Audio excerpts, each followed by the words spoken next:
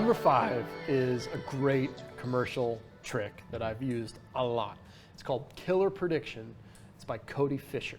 Okay, we need to stop you right here. What you need to do right now is go into the description, click the link, buy it. I don't think we need to talk about it. No, we don't need to this talk. fooled me so badly the first time I saw it. I was so mad. Oh, it's so good. I was in an SAM meeting here in Columbus. I had been invited to come hang out and with the people, and then this person I'd never seen before does this trick, and I was like, how the...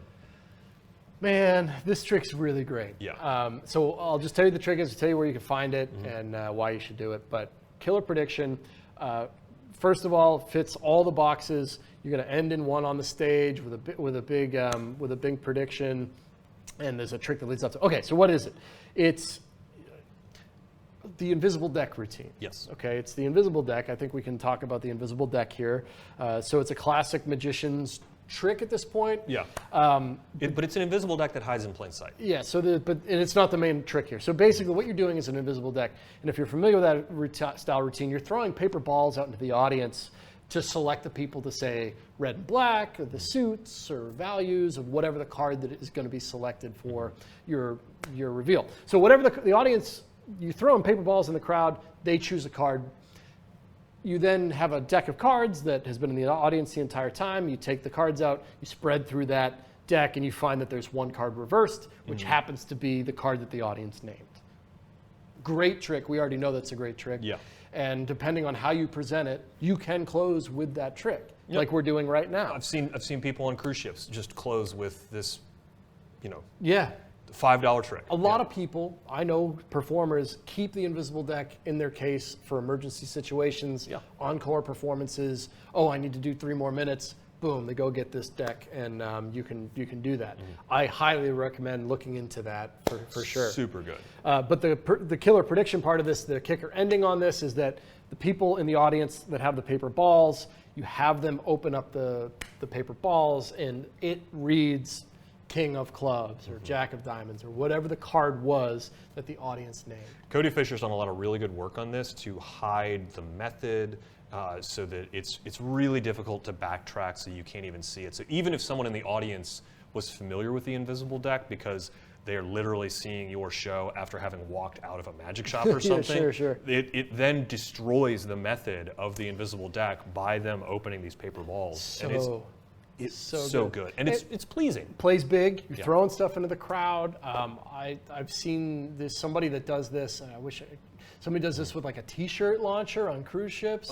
There's crazy ways to do this. Yeah. But on his Penguin Live act, he shows you, he talks about it so you can see it. It's a product that you can get. Yeah. And everything you need to do it, you can get at Walmart, funny enough.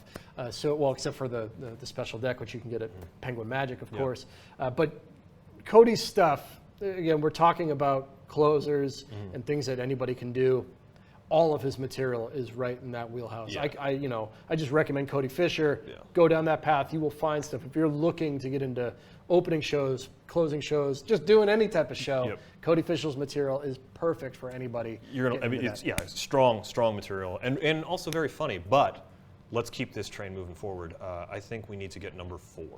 Number 4 is, again, there's a lot of different ways to go with this, but it's confabulation. Oh, absolutely. So confabulation is kind of a plot in Magic where you have multiple predictions match at the same. So feedback from the audience ultimately ends up matching something in an envelope. Yeah. So let's just say, you have a big envelope on stage, and at the end of the show, you pull out the prediction and say, hey, before the show started, I predicted what would happen in this show. Eric will choose the King of Diamonds. So-and-so is from Las Vegas. Yeah. And the serial number on the bill will be, bam, right? It's really powerful. It's super powerful, and there's a couple of confabulations that I can think of off the top of my head that are well worth looking into. I know Handsome Jack. John Lovick in his book Handsome Jack has got a really good confabulation. I worked with that one. If you want Carissa Hendricks in her live act, actually, she has a really interesting take on a confabulation that I didn't realize was a confabulation until way too late in the game. So it's a real clever structure. Well, the reason why I included it here because I perform a version of this, which I'll talk about a lot, right? But the reason why it's so good is it helps you tie your show together. And it's a strange thing. Well, it's something that the audience appreciates. They pick up on it. They're like, wow, that's really cool that the thing that at the beginning of the show related to the end of the show. Yeah. Right? They recognize that, and it's something we wish that the audience could like know how hard we've worked on certain things, right? Yeah. This is something that you get a lot of credit for. And yeah, confabulation is a great way to like wink at the audience and go, look how hard this was to put together. And they go, oh, it was hard. But they like being able to like, Yeah. They don't know anything about magic shows, right? So, but this is something that like, you know what? He was so clever. His whole show had like a thing through it, right? Yeah. And that's what I do in my own show. I know you've seen it. I got a lot of different stuff that are going on. So I have, a version of like where there's cards that are matching bills and stuff that's happening throughout the show. It's a sort of like master prediction style thing, and confabulation is one method to get there. Yes. The one that I can recommend the most is another Bill Abbott thing, because just like Cody Fisher, Bill Abbott to me creates just this wealth of commercial stuff that really anybody can do. We should really do a top 10 Bill Abbott and a top 10 Cody Fisher. Well, just call me and we'll back and we'll do that again. But he has a product that they're called No Brainer, which is this is a solid product. Yeah. Again, we in the openers video we talked about a product called 5-card opener, which the script in that is just there's no reason you almost can't go any further than it already is. Yeah. No Brainer is the fleshed out like. You want to do confabulation? You want everything in your show to match? This is the way to do it. Just get that because you'll learn a lot about the plot, and then the best thing about confabulation is that you can customize it to different ways within your own show. It's super good. I think that confabulation is always worth looking at all times, and it's something that you'll sort of work on for the rest of your life once you get interested in it. Let's move on to number 3. So number 3 goes right along with the confabulation. Because it's a trick that I use in my confabulation, if that makes any sense. Yes. So therefore, it is something that I perform a lot. But that is the magic square. Yes. The magic square is one. You know, I never really liked Magic Square when I first saw it the first couple of times, but then the more and more I saw it and the more and more I realized audiences really appreciate it. It's another one of those where like you're getting credit for doing tons and tons of work and you don't really have to do it. I didn't know that you could use it as like a showpiece. I had no idea. I didn't have an opinion on the trick. I didn't even know. It wasn't until I saw Gregory Wilson do it. And I think that's probably a trick a lot of people haven't seen Gregory Wilson do. Yeah, because he doesn't like, it's more like in his shows when he performs like at the castle or I think it's, I don't think he's ever put the work out on it, but he crushes with the Magic Square. Like, and it's just, he can show up with a marker and a board. I mean, he's Gregory Wilson, he can do whatever he wants, but like, he just does the Magic Square, kills everybody and closes the show. There's 2 areas where if you're at home and you're wondering what a magic square is, it's a grid full of numbers and the audience gives you some of the numbers and then you fill it in, and at some point somehow through your performance you've made it so that all of the rows add up to the same number, the columns add up to the same number, the diagonals the same number, the quadrants, the center, the corners. It's a really interesting mathematical thing, and you can do some neat stuff with it. But if you want to learn it, there's 2 different areas. The one, if you want to go way back into the Penguin archives, is Lennart Green Penguin Live. Lennart spends like 35 minutes on the Magic Square. I was there, but I don't remember.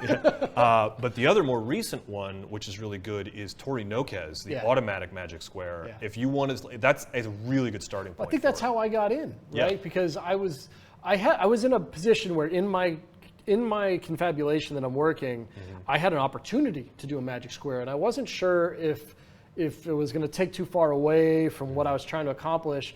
And then Tori, we did a download with her, Automatic Magic Square, where she just laid it out for me. I'm like, oh, okay, I get this now. Made me feel a lot more comfortable in performing it myself.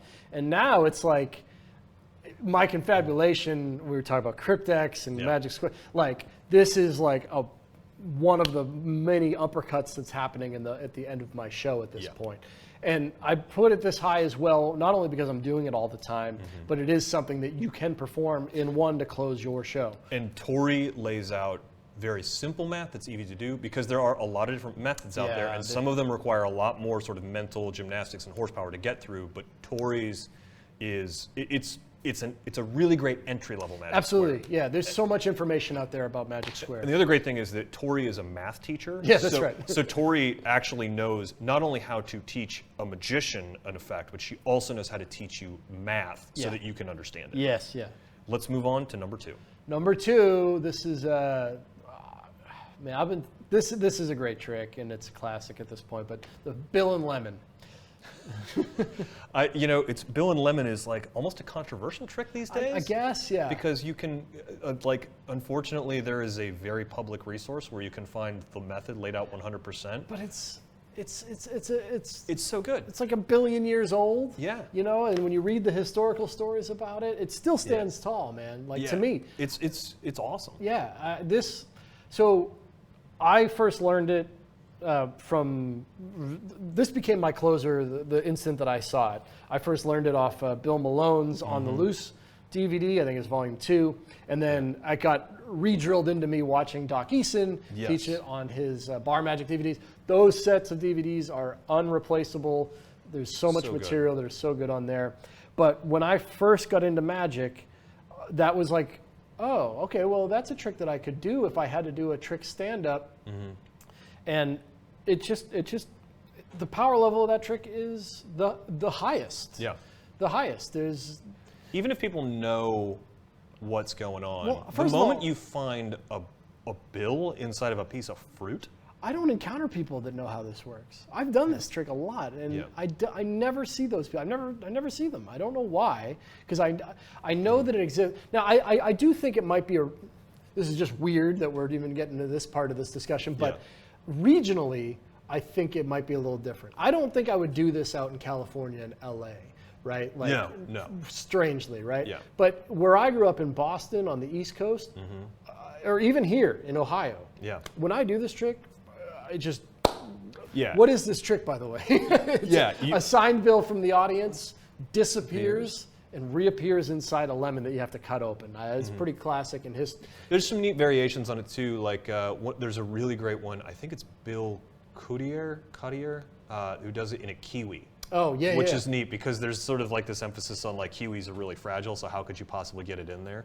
But there's some really good Bill and oranges. Inaki Zabaletta has a really wild variation on it, which is like where it ends up inside of a nut that ends up inside of an egg that ends up inside of a lemon inside of an orange. Yeah, I think whatever your opinion might be on this trick, it always kills. Oh yeah. Always. So if you don't think you ever want to do it, that's fine. But I've had a load of success over the years with this trick. It's kind of a reputation thing. It's something people remember. It's people just keep the impossible. bill. Yeah. Now I probably have closed with I've closed with this a lot. Yeah. I will say that these days it's in the dead center of my show, which is really interesting. You wouldn't open with this, but I've found that it's become like a really interesting thing to have in the middle because it does. Depending on how you're performing it. I have ways of being able to end by myself on stage. But this one always felt like to me like it's super powerful. You kind of want to bring it back for a second afterward because it does have a stir that happens after you're done with it, right? Yeah. So Bill and Lemon, fantastic trick. Let's move on to number 1, and I think I know what it is. You know what it is. And I am so excited because this is because I think there's only one person who has the best work on it, and it might be you. It's barely me, right? No, it's the trick I've done that closed the most with, no question, is the multiplying bottles. Yeah. And I've seen you close the multiplying bottles here. I've seen you close with it at the Castle, the Chicago Magic Lounge, Nashville's House of Cards. I mean, it's this trick is essentially you have a bottle and a glass with some tubes, they change places, and then there's just a flurry of bottles that gets produced over the time. It's actually become more popular, I'd say, over the last 5 years. I think so. Michael Kent did it on Fool Us, which really brought it out, and then Nina West did it in Drag Race. Yeah, but Matt Franco did it on AGT. Yeah. It's funny, after he did it, I got like 1 million messages on Facebook. He stole your trick. Hey, this guy's doing your trick on AGT. The multiplying bottles for years was one of those things that you would see as like a decoration in a magic shop. Yeah, I mean, there's definitely a lot of like really poorly looking versions of it. This trick is not about. I mean, I could talk forever about this, but let's talk about why it's a great closer, and that's because the pacing and what happens here.